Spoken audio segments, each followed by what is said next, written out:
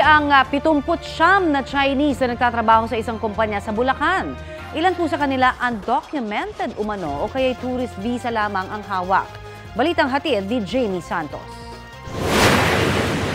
Sakay ng bus, dinala sa NBI headquarters sa Quezon City ang 79 na Chinese nationals mula sa Bulacan. 36 sa mga ito ang documented umano, habang 23 naman tourist visa ang hawak. Inaresto sila matapos makatanggap ng intelligence report ang NBI Bulacan District Office ng impormasyon ng isang kumpanya sa Bulacan na may mga empleyadong foreign national. Katuwang ang Presidential Anti-Organized Crime Commission at Bureau of Immigration, pinuntahan ng NBI ang factory sa Barangay Santo Cristo, San Jose del Monte. Karamihan sa nagtatrabaho roon, Chinese nationals.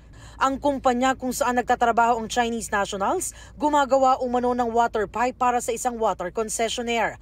Ayon sa empleyado ng kumpanya, may mga kakulangang dokumento ang ilan habang ang iba ay pinoproseso pa. We have some person have the legal working permit, and some we are still in the progress of applying for the permit, and some they don't have the just sending their documents and passport to the third party. Nakakaalarma, una, maaaring itong corporation ay legitimate corporation, but then they are employing Chinese people na pwede naman ang Pilipino. So nape-prejudice ang ating mga Pilipino kasi isa sa reason bakit pwedeng mag-employ ng foreigner ay pagka hindi kaya ng Filipino skill. No? But then nakita namin gumagawa lang ng mga malalaking pipe, ay bakit naman kailangan foreigner pa? Kasamang nahuli ang 6 na opisyal ng kumpanya. Ayon sa NBI, tiyak na mananagot ang kumpanyang nag-hire sa mga ito.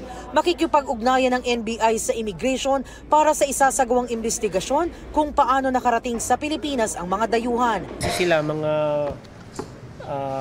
undocumented sa Pilipinas, yung possibility na traffic sila is pwede.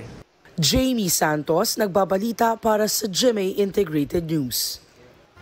Kapuso, para sa mga maiinit na balita, mag-subscribe sa GMA Integrated News sa YouTube. Sa mga kapuso naman abroad, subaybayan nyo kami sa GMA Pinoy TV at sa www.gmanews.tv.